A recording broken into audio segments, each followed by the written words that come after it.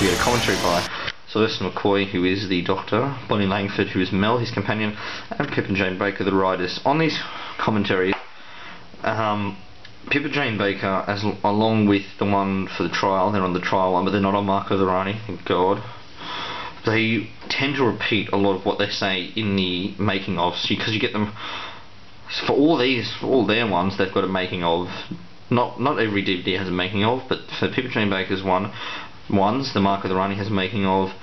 Trial, their two trial parts have a making of, and this one does. So they tend to repeat a lot of the stories they say. I mean, it's not bad in the document. If you just watch the documentary, if you don't want the commentary, then you won't notice this. But if you watch the commentary and the documentaries, I usually watch the episode, then watch the documentary, and then after I've watched a few other stories, I might come back and watch the commentary for the episodes. I did watch the commentary for Time of the Rani, and then within the first about 5 minutes they repeated about 5 things they already said in The Last Chance Saloon, which is the making of there.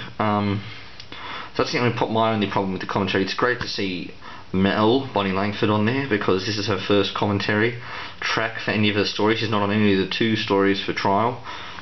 I don't even think she makes comments on it in the making of. I don't think. I haven't watched those ones for a while.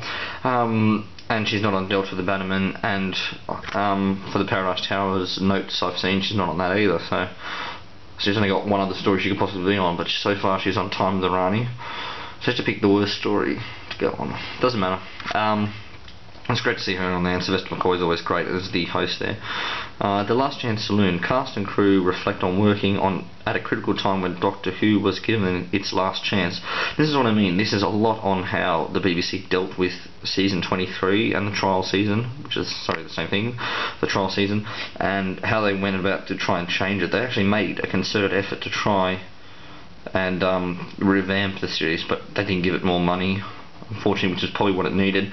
And they scheduled it against Coronation Street, so many of the kids who watched Doctor Who didn't get to watch this story on first broadcast, which is a bit disappointing, because if we had those numbers go up, at least, even if it was a crappy story, we could have had Doctor Who go on for longer. We could have seen a better 30th anniversary special, and we could still be on like season 40 something now. But it doesn't matter, we've still got all these great Doctors to watch. So 7D effects and examination of the visual effects used throughout the story. That's just the visual effects stuff. Helter Skelter interview with the creators of Doctor Who's first CGI title sequence. That's the one that's the TARDIS going around the Earth and stuff, and Sylvester McCoy winks. The Kershaw. An investigation into the way the planet changed in nature from script to screen. So the planet was originally meant to be like a lush jungle planet, and it was made into a quarry for money reasons. So that's probably another thing that ruins the locations, because look, they look very exotic, the locations in their get up, and now they're on a quarry, so it just doesn't really fit. What do you got? Hot gossip. Kate O'Mara, the Rani, recalls the fun of working with friends. Ugh.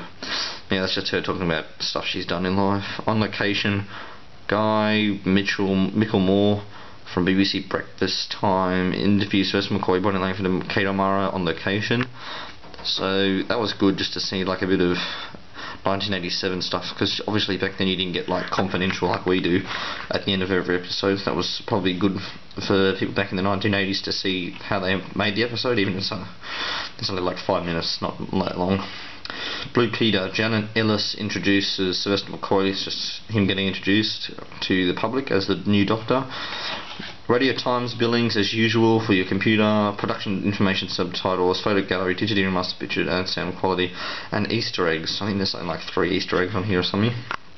So the special features are really what makes this disc. This disc is really made by the special features. Special features of such high caliber that it's probably one of the only reasons to get the disc. Alright, here we go. Let's have a look inside quickly. I'm running out of time.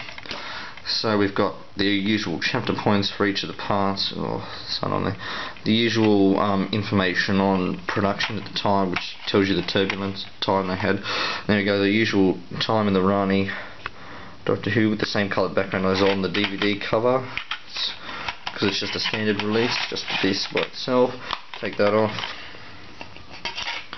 And you get the information on the commentators and information on special features there. And it does say, 3 Easter eggs, it is. Let me zoom out. Look at this. Easter eggs and information on the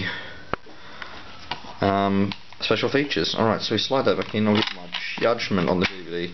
Now personally, I bought this DVD because I had always loved the Sixth Doctor, and I was very disappointed. I already knew how he regenerated by virtually bumping his head on the TARDIS console, but I was sort of happy to see a Doctor, like in Matt Smith's first story, that doesn't get changed straight away. I mean, it's partially due to the fact that he gets taken off by the Rani, but it's nice to see a Doctor not worried about his clothes, and he's just walking around in Colin Baker's costume, which I thought was pretty funny since it was obviously too big for Sylvester McCoy to fit into.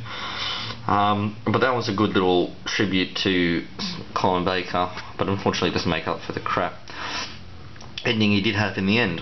So, all in all, the story, out of 10, I'd have to give a 2. There's not much here. The only 2 redeeming factors, which is why I give it a 2, are Sylvester McCoy himself as the Doctor and Kate O'Mara as the Rani there.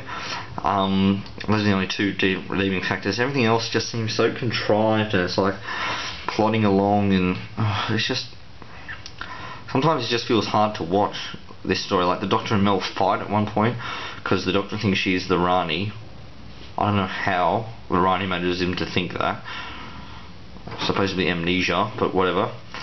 And then Mel thinks he ate the Doctor or took him away or something. I don't know, because he changed his clothes by then, so she didn't obviously see him in his multicoloured dream coat.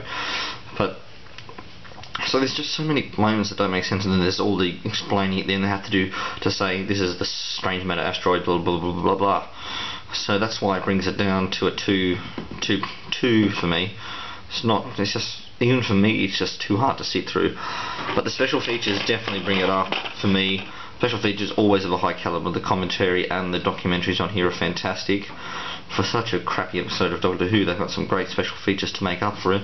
So the special features I have to give a 7, because commentary is fantastic, the making ofs are fantastic. Not that I have watched the special effects one and the Helter Skelter one, but they're still great.